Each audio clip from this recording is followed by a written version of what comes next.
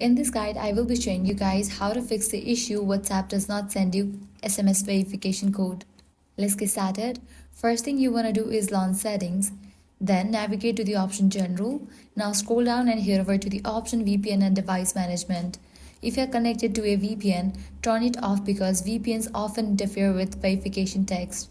Next up, turn off your Wi-Fi and switch it to mobile data, or vice versa in case the problem is caused by your network connection. If that does not help, check whether WhatsApp servers are down by searching "Is WhatsApp down?" and opening Down Detector.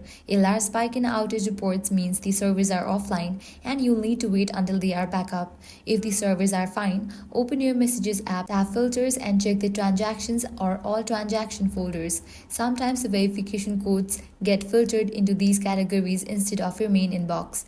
If the code still is not arriving, launch your settings. Now navigate to General, click on iPhone Storage, find WhatsApp, click on Offload app, then wait for a few minutes and then click on Reinstall app, and that's it. With these steps, you'll be good to go. Your problem will be resolved. If this guide helped you out, do not forget to like, share, and subscribe.